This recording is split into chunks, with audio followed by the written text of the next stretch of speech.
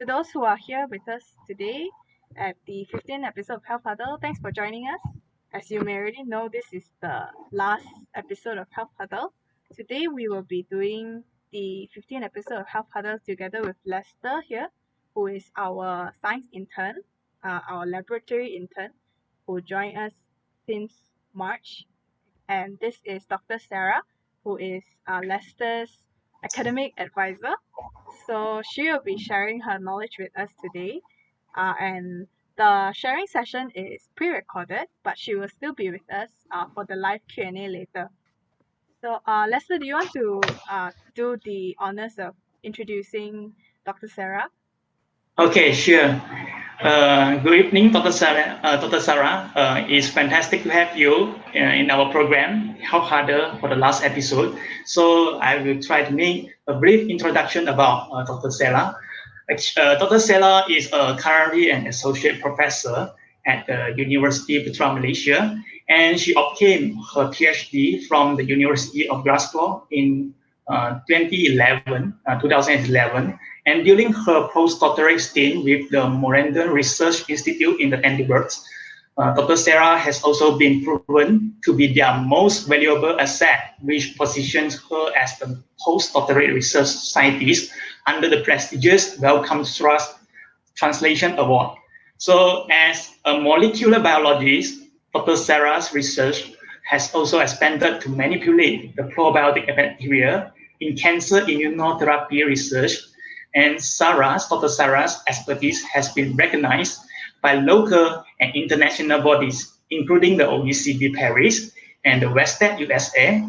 And you all may find out more about her by reading on her speaker profile that we posted on our social media, in the Instagram and also the Facebook. And also do like and share and follow our Facebook page, Advanx Health, and also our Instagram, Advanx Health as well. So I think Dr. Sarah has a really amazing background, and I believe that what she'll be sharing with us today is going to be very eye-opening. So Dr. Sarah, would you like to add on anything before we move on to the video? Thank you so much for the introduction. Let's look forward to the video. Stay tuned with us and see what we have to offer in EduSTEM education, and also share your questions, your comments, so that we can address them during our discussion session after.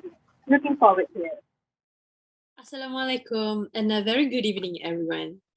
Thank you very much, Jane, for your kind introduction.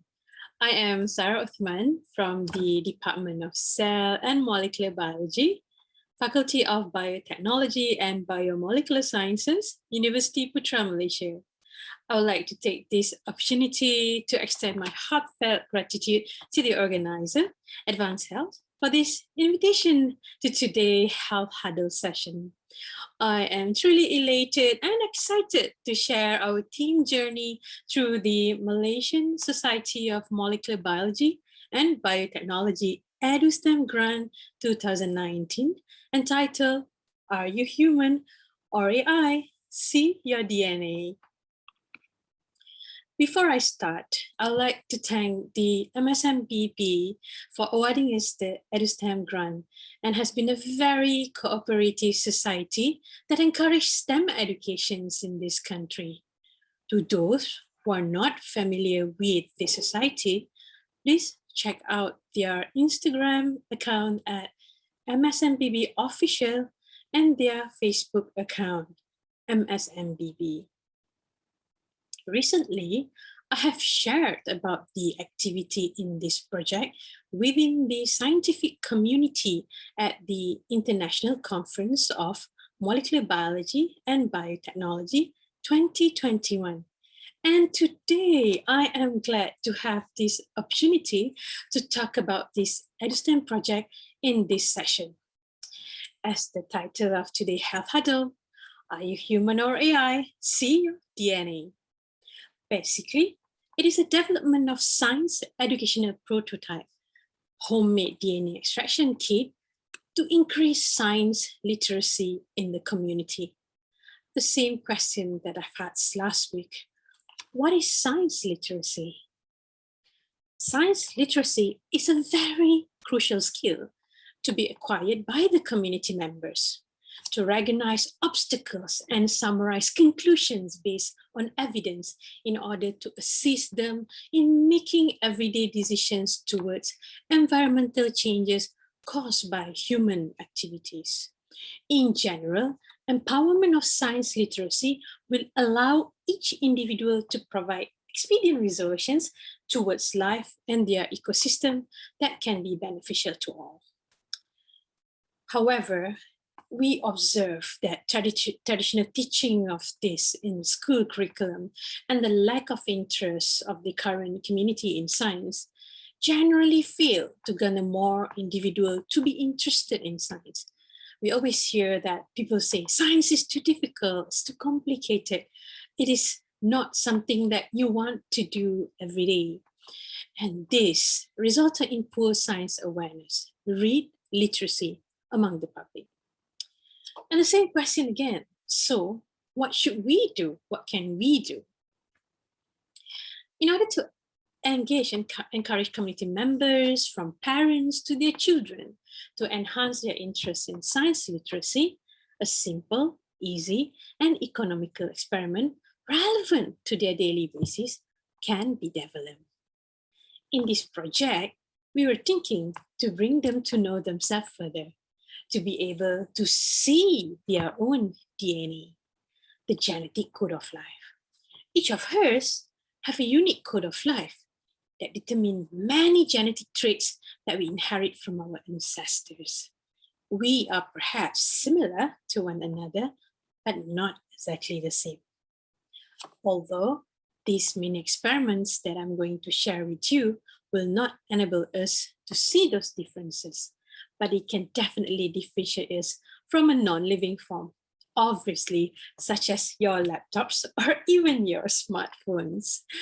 In the future, we might be living among artificial intelligence that look like human, talk like human, smell like human. I'm not sure about that, but not quite. They might be synthetically made and very different from us. Well, fret not. What is interesting is that in this project, we can see the DNA material by just using things that we have in the kitchen, such as, guess what? Dishwashing liquids. We have Sunlight, we have Joy, so many brands out there. Pineapple or orange juice, any acidic-based juice. Salt, I'm sure we have low salts in the kitchen. And must-have essential these days, alcohol-based sanitizer. Not only we can use this mini experiment to look at our own DNA, but we can also use it for other living things such as fruits and vegetables. We have tried these experiments with bananas, apple, orange, kale, and even onions. Last year, when we are in the full lockdown, the universities have also been closed. We have to conduct some of our technical courses in the university to virtual classes that include practical sessions. For my case, where the second-year university students learn the concept of extracting DNA from microorganisms like bacteria and even yeast and plant. What I suggested to them is try experimenting DNA extraction techniques using materials that they can find in their house towards other living things. Some did a very, very good job extracting the DNA from fish heads, cow's lung and liver, and even bird poo. Disclaimer, no animals were harmed in their experiments. At the start of this particular project, a homemade DNA extraction kit has been developed and tested within the communities, starting with primary and secondary schools around Klang Valley and several sciences fairs organized by the local communities.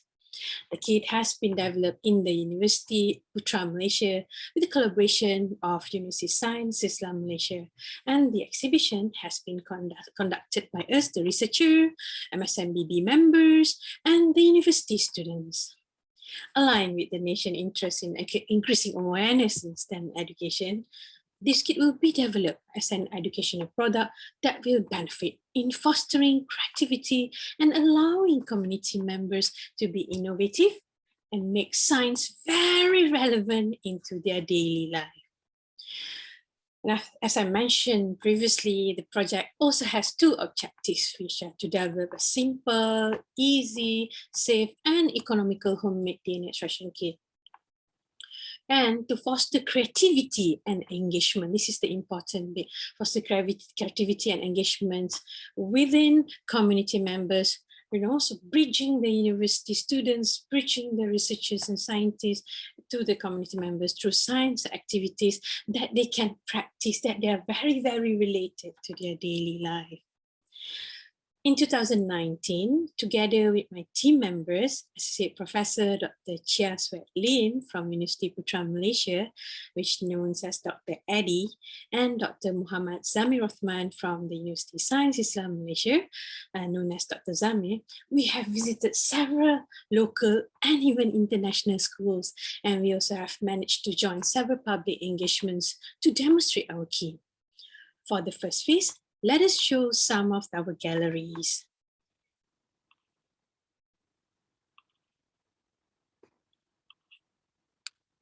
Can you guys see my slide?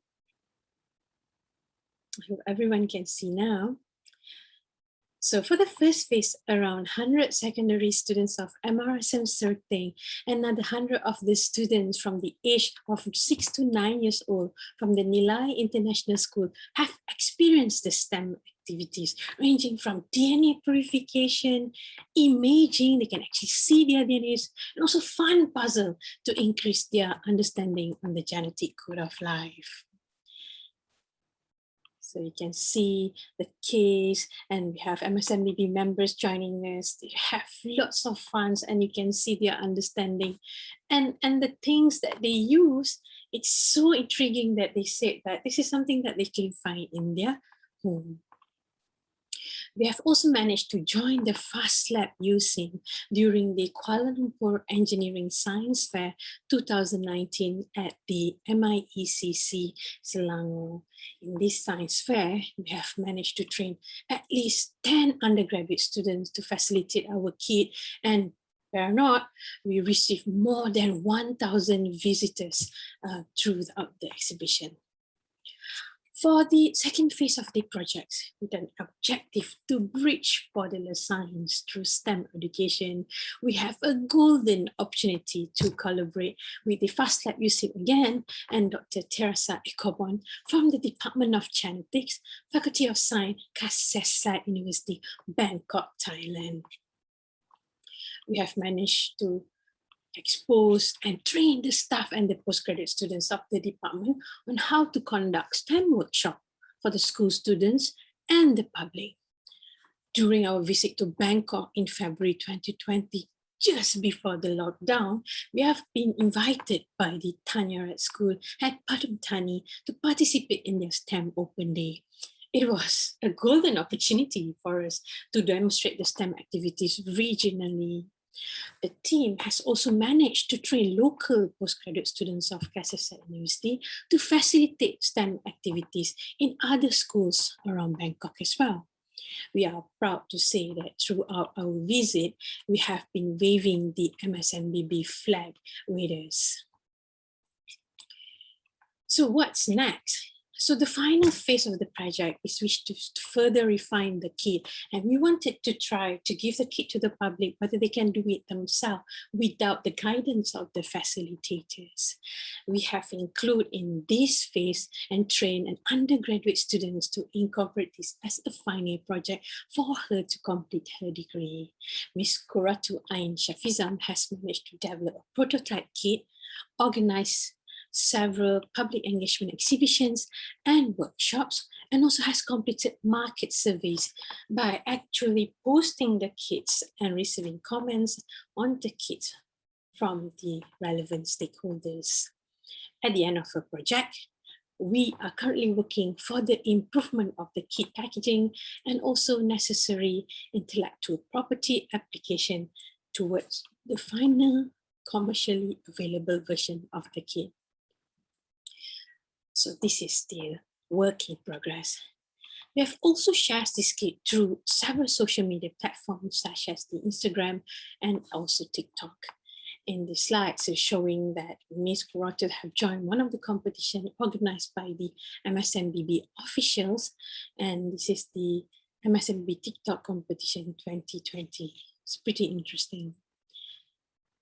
Right, so another is a TikTok video that I have recorded. And this boy here, his name is 𝗏𝗧𝗘𝗂𝗃. He is, at this time, he was 6 years old. Let's see his experience doing the kit on his own. Is an experiment called Are You a Human or AI? So that we have shot a car or to speed to facilitate some pineapple juice and some little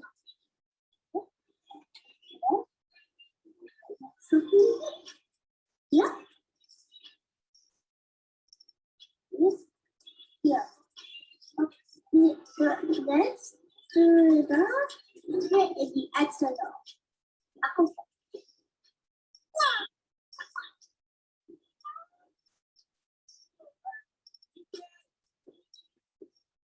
What is this?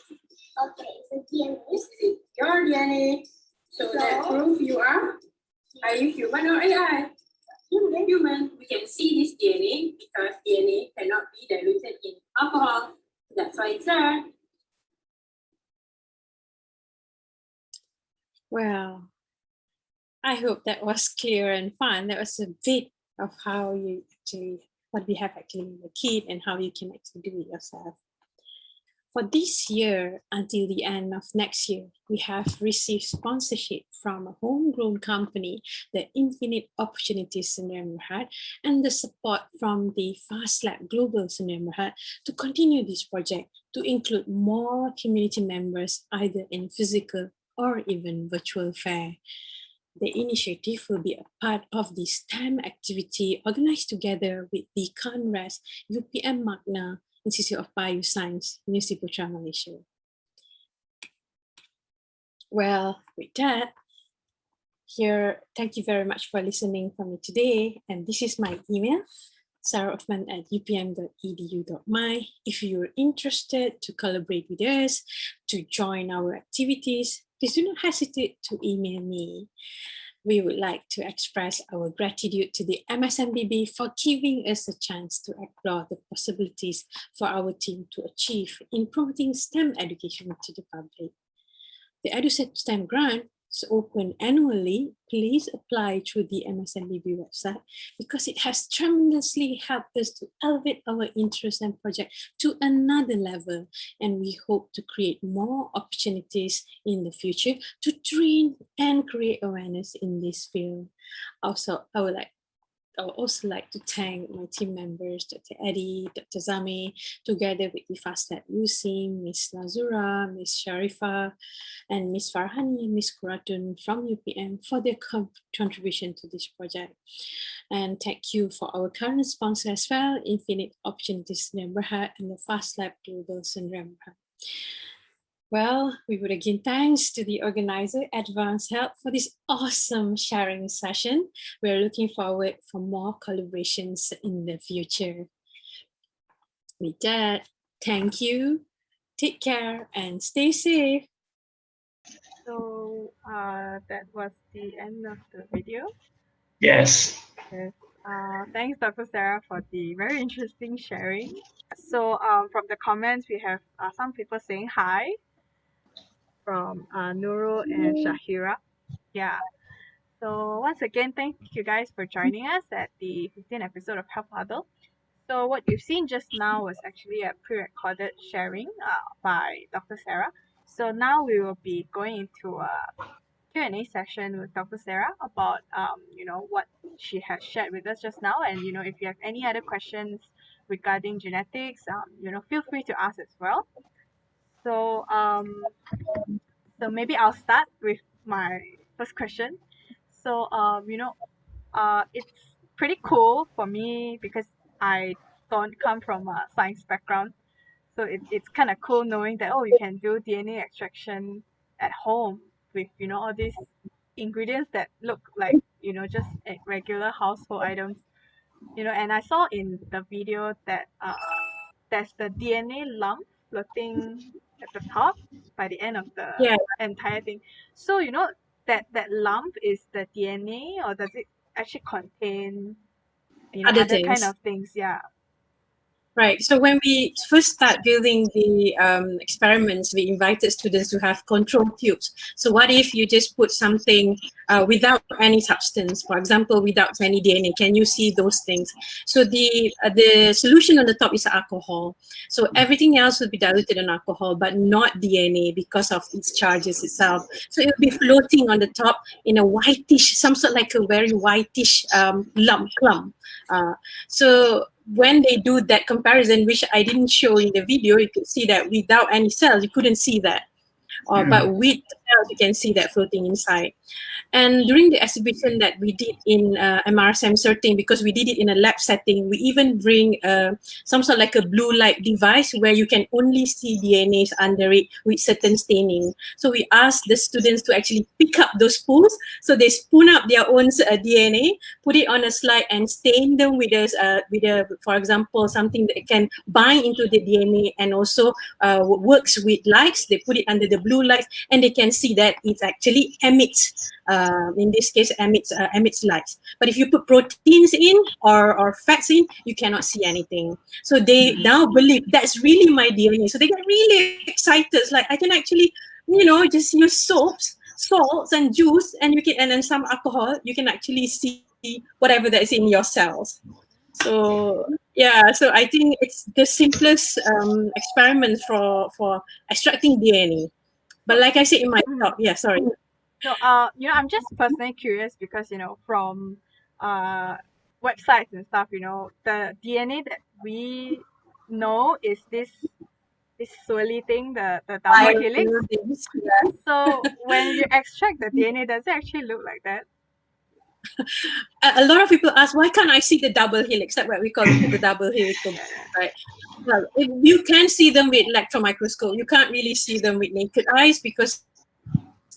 And when we do the experiments, we already change the shapes of the DNA because we want them to clump. For them to clump, we add some acid. So you change first with salt. You change for them to break down. So DNA have two strands, right? So when you renature them, they break. And then when you wanted them to clump, so it's easy to pull them out of the alcohol, you then add pineapple juice. In this case, it's an acid. So it try to renature. It try to link to one another, but it cannot because it's difficult to find a perfect link. So it becomes crumpled and it floats to the top. Yeah, but in one of our exhibition, we do bring some of the sample slides of electron microscopy pictures of helical DNA. But with a simple kit, you can see the DNA, but not in that pretty little, double helix bonds. Yeah. Yeah. But with the proper equipment, it's possible. Yes, of course. Yeah. Okay. So you also just want to know, how does this extraction kit actually compare against the actual lab procedures of doing DNA extraction, and what's the steps in DNA extraction? Right. Okay. So Lester is the final students of Cell and Molecular Biology. So this is the time I quiz my own students. So I've taught Lester in genetic engineering and also research techniques. Maybe Lester, you wanted to help me with this question? Okay, maybe I can try to answer these questions. So in the real laboratory DNA extractions, basically we have several steps. And in the video, the DIY DNA extraction kits, actually we can, based on the ingredients that we use, the 4 ingredients. The first one is the detergent, and the second one is salt, and the third one is the pineapple juice, if I'm not mistaken, the pineapple juice, and also the alcohol. So these 4 ingredients, we add up together, we can come into 3 steps, the 3 major steps in the DNA extractions. The first one is we're using the detergents to break open the cells. So when the cell is open, so the cell will release the DNA, expose the DNA, and then we will add the acid, or we say the pineapple juice, to maintain the pH balance, the pH conditions of the DNA, and then to prevent the degradation of the DNA. And then we will add the salt. So salt is very usual things that we use in the kitchen. And in this whole process, it's like a recipe, a kitchen recipe. So salt, in scientifically, salt is called sodium hydroxide. So sodium is actually, if we break apart the sodium and hydroxide, so sodium is actually a positive ion. And these sodium positive ions will actually bind to the DNA because the DNA is negative charge. And a positive charge and negative charge will actually neutralize the DNA and make the DNA like more hydrophobic and then easy to precipitate out by the alcohol. So the last ingredients there is the alcohol used to precipitate out the DNA out of the saliva or the samples, pineapple also. These are all the basic steps in the DNA extraction. If the essay question is 10, you get 10. Can get extra points for internship. I hope so. Oh, thanks, Lester, for the explanation. Oh, it's very interesting to know that, all this like salt and pineapple juice is like normal household items, and you can actually use it to extract DNA. Oh, so pretty cool. So in the comments, Dr. Sarah, you're getting quite a bit of hello. I think they are your students. Some of them have also said that they've used the kit and it's very easy to use with. So I'm getting a bit curious with the kit also. So the kit Right. I saw that they use saliva sample, or like fruits, as the DNA. Yeah. Right? So is it possible to use Yeah. other things, like vegetables or plants or anything like that? Yes. So, Yes. so We've would it be tested the with same? onions and kale. So would it be the same Yeah. ingredients as well?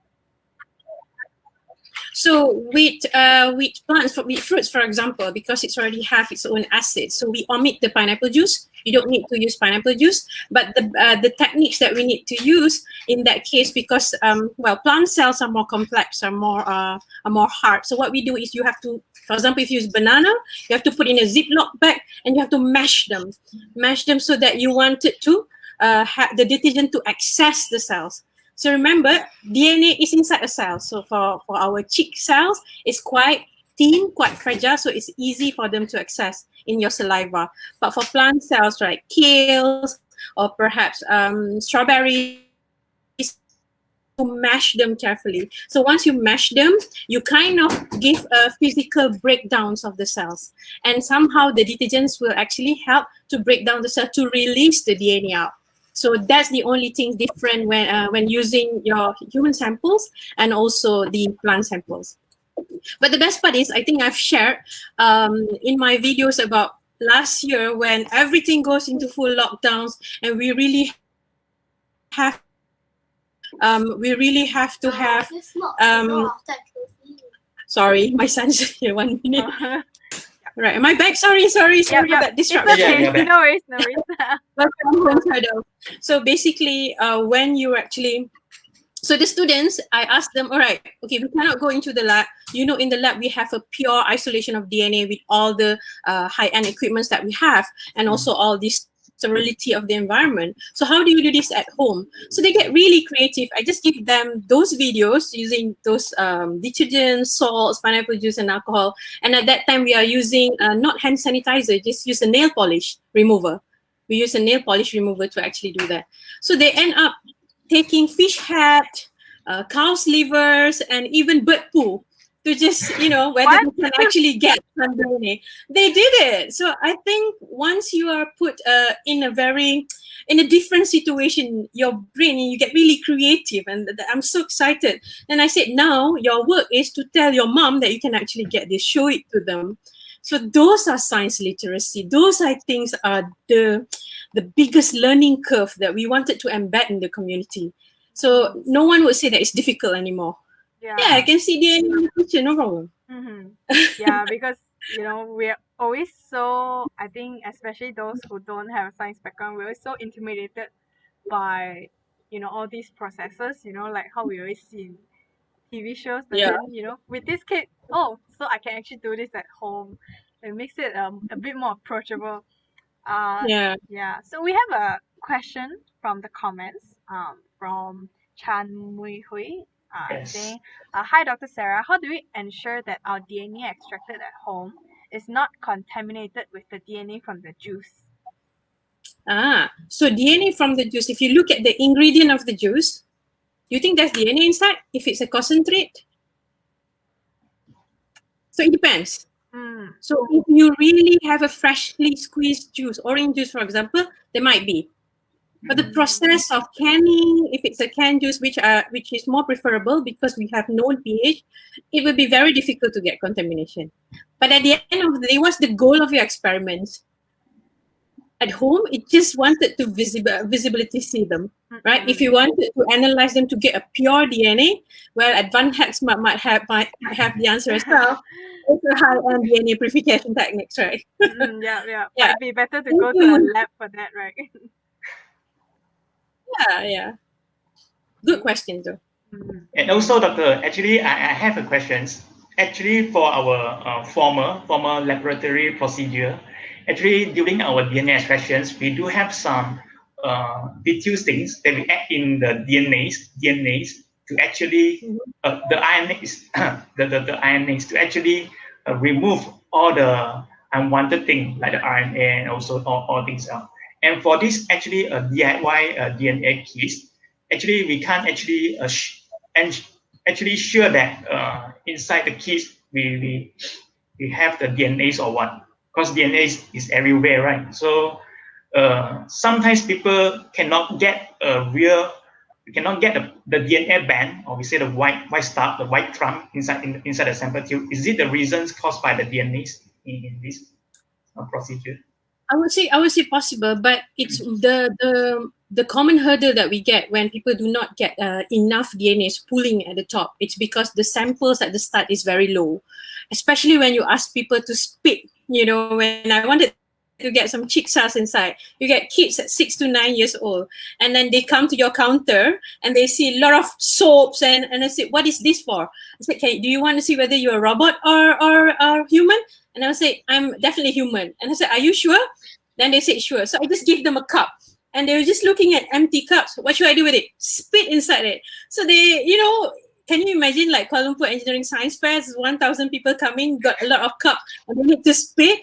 So some are really shy. So some just have like very small spit. And when they try to do the experiment themselves, you cannot see the DNA because of the starting sample is low. Like you said, there are interference around them. The cups is not sterile. Even other things is not sterile. But if you SDS and all, it can actually denature the enzyme right away. But I don't think that would be the main problem if they cannot see the DNA at the end of the day. It's more of the amount of sample. The starting sample is not enough. So for those people who are shy during our exhibition, we give them the banana. All right, you can do the banana. And they are, especially girls, they are happier because they're so shy to spit in front of people. It's not something that we used to do. Yeah, but well, as always, alternative. Yeah, banana is quite easy to do. Just a personal question, since you mentioned girls are a bit shy, but, so because girls also tend to have like, lipstick on. So, if that lipstick gets mixed into it, would it actually affect the outcome? Not necessarily. They have enough saliva because the detergent that we put at the start, dishwashing liquid, is strong enough to destroy any fats anyway. So it won't disturb the experiments. Good questions about the lipsticks. I never had that question before. That's really good. Just curious, So thanks for answering. So to anyone who's still with us, if you have any other questions about this extraction kit, or you just want to know more about genetics, please feel free to leave your comments below. So for this kit, just wondering, is it actually okay for us to try this at home? Do we need any professional supervision for this or anything like that? I think my bandwidth did not support Google Meet that well. But okay. I might try to switch off my video for a bit to see whether we can stable. Sorry. It's okay. Well, back to your questions just now. You were talking about, what's the question? Sorry, I might miss it. We forgot it. Did we forget? Yeah. So this kid, you know, if we want to also try out this experiment at home, Right, okay. you know, ourselves, I have it now. you know, can we actually do it ourselves, or would you recommend us to do it under like supervision or anything like that? I think if you are below 15 years old, I would recommend you to have an adult or someone like your brothers or sisters with you. So at least you know that, for example, if you use fruits, after you mash them and add detergents and all, you definitely cannot eat them. Cannot consume them after that. But for saliva, yeah, it's just that some of the chemicals like dishwashing liquids, they're pretty common at home, but we don't give younger kids access towards it. It's like 6 years old, they might not understand. But with proper guidance, yes, I would say if you're below 15, maybe you need an adult with you. But other than that, feel free to try it. You can try it with everything. You can check whether things have specific DNAs, even non-living things. Some of my friends checked with their mascara because they saw contaminations. Yeah, because you know, old mascara, sometimes they left it exposed. They might have a bacteria colonized on that. So please do not attempt to use that. And they tried to get, but I think it's the amount of bacteria growing in there might not be sufficient during the experiment. You need to grow them perhaps to see whether there's a fungus. So be careful of dirty makeup brushes as well. So they might tend to have, yeah, to have bacteria contamination. Oh no. Oh, okay. Yeah. Okay, I'll definitely try that out. Okay, doctor, another one more questions for me. Speaking about the amount, the initial amount about the sample that we use in the DNA extractions. So do you have any standard or criteria of choosing the sample? Like maybe the sample or the fruits, or we say the fruits, watermelon is bigger than the orange. Is it possible the DNA inside the watermelon is much higher than the orange? It depends on the physical size. So we did some testings, parameter testing before we go to the public. So for saliva, for kids' saliva, so if they are below 12 years old, we need 6 big spit. 6 big spits. So it's difficult to get kids when they spit to the cup and they show it to us. Is it enough? And I said, spit more. So we need about 6 big spit. But for adults, 3 to 4 is sufficient now because you know the volume is more. But for fruits, yeah, you're right. So we tested with banana. We just need, if you're standard Cavendish or Brang and banana, you just need about 1/4 of it, just quarter of it, and it's fine. You can actually see a nice spoonings of clumps on top of the solutions. Yeah, I've never tested with watermelon yet, but maybe not much. Watermelons is very watery, so not necessarily they have more DNA just because they are bigger. Just also the amount compared to the dense cells of a banana. That would be my opinion, but I never tested with banana. Strawberries, even half of it is enough already. Yeah. Yeah, I heard about that. The strawberry. Sometimes people will say that strawberry will be, although the strawberry is smaller than the orange, but the DNA sample inside the strawberry is sometimes higher than the orange one. Is it real? Yeah. Yeah. Because you see, orange have a higher water contents when compared to strawberries. So you know that this DNA resides in the cells. So the more intact cell it is, the more DNA will be. That would be the basic concept. Yeah, that's why you see banana. It's so easy to do experiment with banana because the water content is not as high as watermelon, and the cells are very compact. So that would be just the basic understanding of it. So you have to remember, DNA are not just on the surface of your skin. It's inside. It's inside every single cell, and all over your body, the DNA is uniform. In your eyes, in your hair, it's uniform. It's the same. But whatever that they express, the trait that they actually produce is different. For example, you cannot make skin cells on your hair, but they have the same DNA at the roots, right? Because it's not expressing there.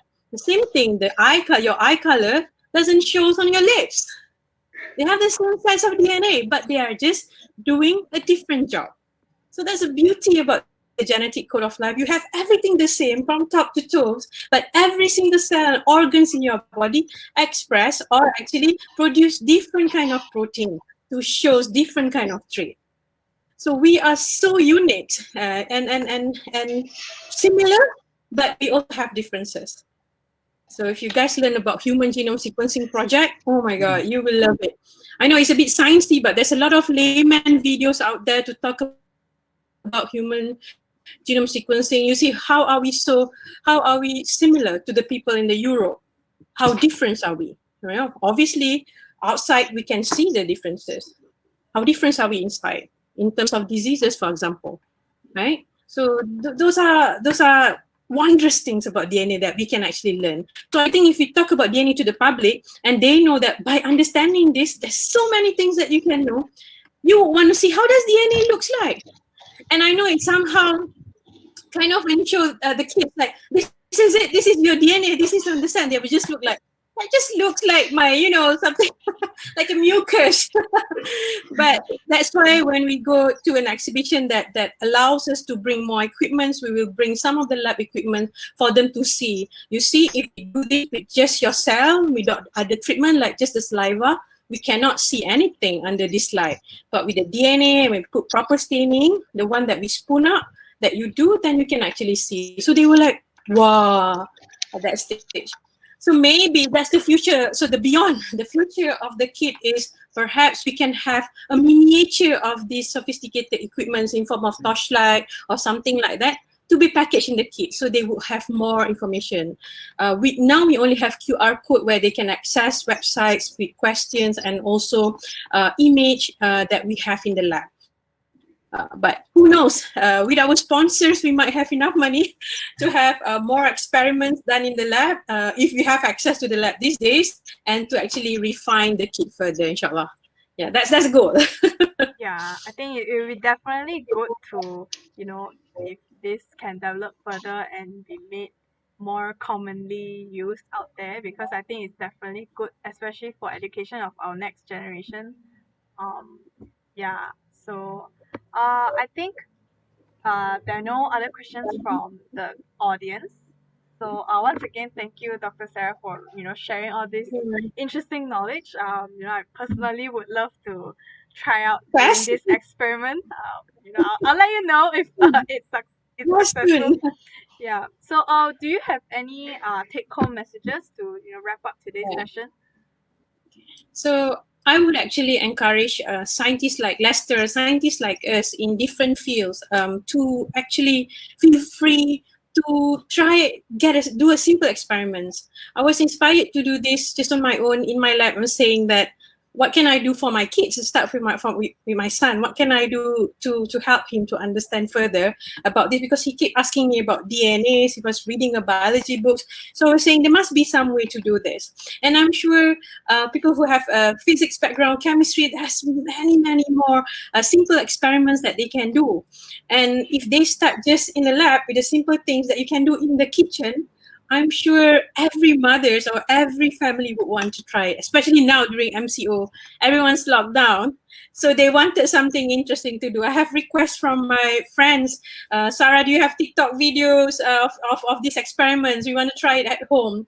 So I share one today of my son. So hopefully, feel free to drop me any messages, any emails, comments after this if you wanted to know, the exact concentration of sanitizers. Go ahead. We've tested with 40% alcohol, it works. That is quite low. The one that we have at our home must be 70% and above to be eligible as a sanitizers, right? Yeah. So yes, I would recommend all scientists out there, just try it out. Try simple experiments of your own expertise. Go to the public, start with your own family. Who knows what's next? Yeah. So I think, if there are any parents here with us today, you should definitely let your kids try this out.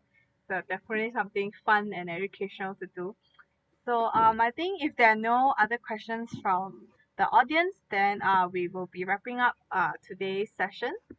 So once again, thank you, Dr. Sarah, really much, for spending your time with us here today, and also thank you, Lester, of course, for inviting Dr. Sarah, and also answering our question about DNA accessibility. Thank you, Dr. Sarah. My pleasure. Thank you, Dr. Sarah. Actually, I got inspired by Dr. Sarah. I already can see the effort of Dr. Sarah empower the students and also the public and community to learn about the science literacy.